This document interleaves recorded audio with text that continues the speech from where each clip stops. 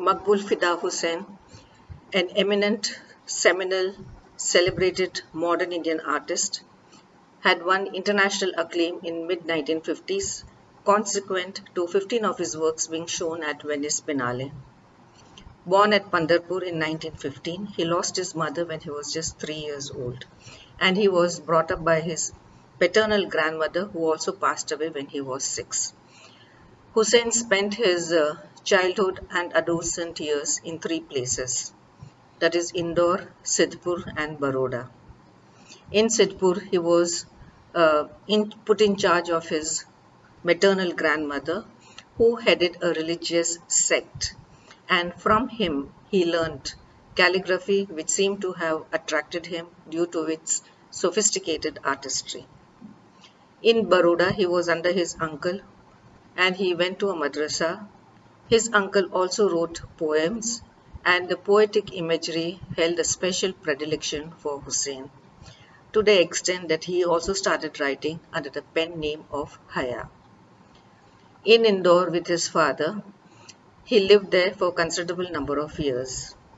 The cultural social atmosphere of Indore left a deep impress upon his sensibility, because the Maharaja of Indore celebrated all the religious festivals of the Hindus and Muslims, as there was a beautiful co-relationship existing between these two communities. It was especially the Taziyas in the month of Muharram, which marked the martyrdom of Imam Hussain, the grandson of Prophet, that seemed to have held a special fascination, being overwhelmed by the spectacle of the whole as the procession or the Taziyas were taken down the streets.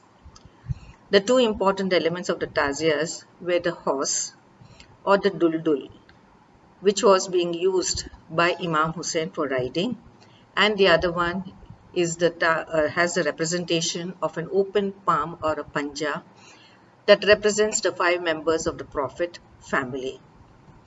The horse and the open hand became an integral part of his internalization of the visuals of these two in the procession, and it continued to appear also much later in his art.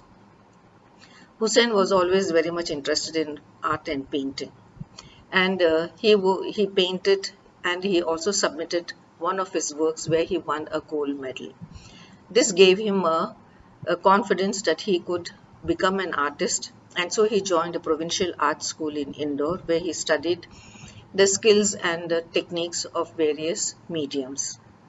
He studied there for 3 years, and he felt that he was now ready to join the JJ School of Art, which he did. He took his father's permission and he came to Bombay, but he had hardly joined and started his studies. He had to discontinue as his father called him back, as he had lost a job and he needed his help.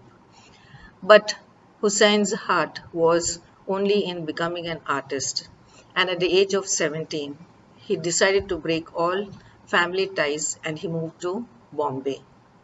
The early years he spent in Bombay was one of intense struggle, suffering and poverty. He lived in a shack on Grand Road, which was a red light area and a grey underbelly of Bombay. He was fortunate enough to get a job as a hoarding painter for films, and he started painting these. His artistry and his dexterity in skills were such that he could paint freehand any of the great stars like the Sohrab Modi without having to create the squares and then enlarge the design. These hoardings which he did were also very difficult in the manner he did it. He stood on a scaffolding with paints hanging from his 2 toes, the mouth holding the brush, and that is how he created these huge hoardings. But this left an indelible mark on his art, and the spontaneity that he created here in recreating these mega stars was to play an important role in his later works. Soon he got a full-time job and he joined a furniture shop, and they were manufacturing furniture for children. So he started a job here painting detailed decoration on the rocking horses as well as on many other toys, and that is how he maintained himself. With the full-time job, he nevertheless continued to paint at night, and he continued to show his paintings, particularly at the Bombay Art Society, where he finally won a gold medal in 1945, and this kind of brought him to the forefront as well as gave him the confidence. So he submitted his works every year at the Bombay Art Exhibition, and it was at one of these exhibitions that Souza noticed Hussein's work, particularly the potters, and he was equally charmed by the way Hussein recreated his compositions, his use of the elements of line and color, and the particular way he rendered it in his composition made Souza realize that here was a young artist who was on a different track and not led by academic naturalism that had become very popular with Bombay Art Society exhibitions. And it was Souza who invited Hussein to join the core group of Progressive Artist Group, and that is how Hussein became an important member and made his contribution. So in 1949, when the PAG held their first exhibition in Bombay, it was of course a spectacular success, and it brought Hussein to the forefront, and it gained popularity for all the 6 artists who had participated.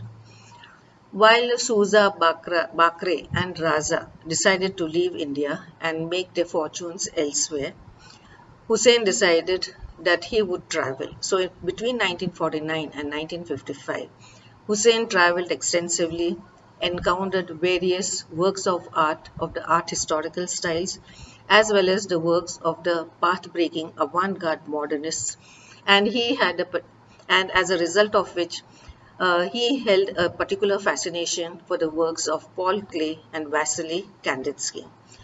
Though Cubism attracted him, it was only the broken structure of the form that he would use in his works. Hussein in 1955 and 1956 created 2 important paintings, known as the Between the Spider and the Lamp, and the other one was known as Zameen. These 2 works are seminal in respect to the context of the time. Between the Spider and the Lamp was a mythical, imaginative, fictional work that Hussein had created, in which the relationship between the lamp and the spider was purely out of his imagination. But Zameen, on the other hand, was a very seminal work which declared his patriotism of the land, for a reason that when partition happened in 1947, Hussein was tempted to cross over and go to Pakistan. But then he decided against it, and he felt that he will deepen his roots in his own country and establish a name and an identity for himself. And that is how his patriotic zeal and his ardor for the country was established with this kind of thinking, and that gets reflected when he paints Zameen in 1956, in which he shows the village life with the farmer, the wheel, the bull, a pack of mules, the pregnant women, etc., all relating to the life in the village, and how that rural development was also to result in development of economy within the nation. Now, Hussein was equally inspired by, if he was inspired by the Western modernists, then he was equally inspired by many of the India's historical past traditions, especially the Basholi painting, of the Rajput miniature tradition. The line and the brilliant colors of Basholi made an impact on his sensibility. Of course, the folk art of the country also made an equal impact, and these 2 important traditions were to continue in his work in the way he developed his visual vocabulary and the resultant visual language.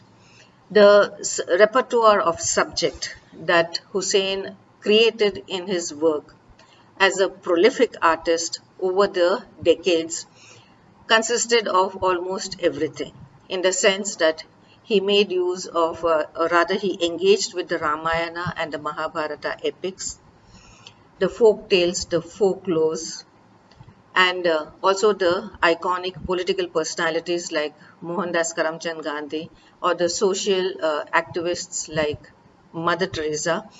All these works he created in his paintings. The motifs that he used, of course, varied. It was just not that he used all of these, but the motives especially came from the Khajuraho erotic sculptures as well as from Mathura sculptures. And it is said that he went specially to Delhi to research the Indian miniatures and the Mathura sculptures. So that was the fascination that he held for Indian pictorial and plastic tradition, and which he had it extended even in his art. As far as his style is concerned, there were three elements that he made use of exhaustively, and that is line, color, and space.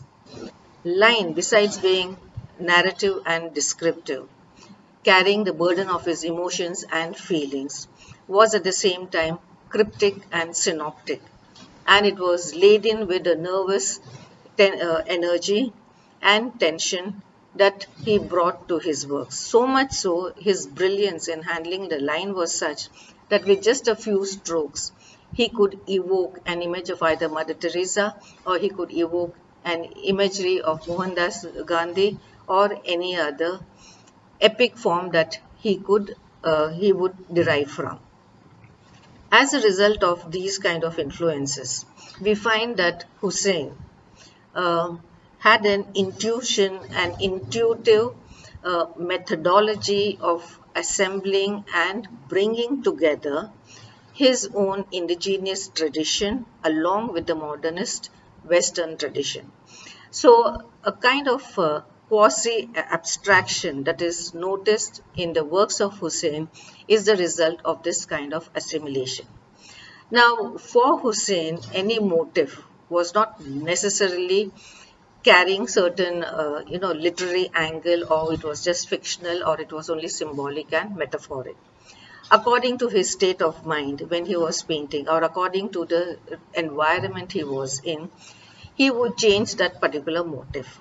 For example, the open hand or the panja of the tazia, which was so much internalized within him, appeared in many of his works. Of course, the open hand was the earliest representation of man in cave paintings, which shows the consciousness of his identity. Later on, he would use the same hand to show the reflection of the tazia and the mourning of the grandson of Prophet Muhammad. At the same time, it would also become a mudra under the influence of Bharatnatyam. So in this way, one particular motif could take on various attire, various character, various form, depending upon his mental state and how he wants to use it at that particular moment. And it is this kind of a creative versatility, diversity, that he was able to bring to his works, which made his work so different and at the same time so Indian, in the way he combined the modern Westernist styles along with the indigenous tradition. He was just not a prolific painter, but at the same time, he also tried and experimented with many mediums. So he was also a printmaker, he designed furniture, he was also a jewelry designer, also a filmmaker, and in this respect, he had his versatility and his creative genius expanded in various fields, and in each of these fields, he seems to have made a mark. Hussein, as we all know, was an artist who died in exile, unfortunately. That's because of certain images of the gods and goddesses, as he was inspired from the Khajuraho and the Mathura sculptures that he created. He created them nude. But there were many other examples of this type which had happened earlier. But this was politically motivated, and it was the result of this political motivation that his works were not accepted. They were considered as scandalous. And that is how he had to bear the cross of exile and die outside the country. An artist who had professed so much of love for his country by not settling anywhere, ultimately, paradoxically, had to die outside the country. So Hussein, in that respect, tried his hand at a variety of subjects. He had created series on Mahabharata, on Ramayana, on Gandhiji, on Mother Teresa, on the cartographic map where he superimposed the form of a woman, sometimes naked, sometimes attired. And when it was naked, that is when he always drew suspicion and created a controversy. So, in this respect, every aspect of culture, just before his death, he was given a very important commission by Mrs. Usha Mittal, and that involved the entire culture, the entire history, the political history, the artistic history, which he was trying to render in those works. And it was left unfinished, unfortunately. And as an artist belonging to a different religion, that is the religion of Islam, he created many of the iconic Hindu goddesses. Particularly, he rendered Ganesha in a very endearing and in a very intimate manner. So, for Hussein, who had no barriers as far as religion was concerned, continued to paint because he was an artist at the core of his heart. And it was his committed passion, dedication, and love for his country and the environment that one finds very much related, and his contribution as an important, seminal, and a celebrated modern Indian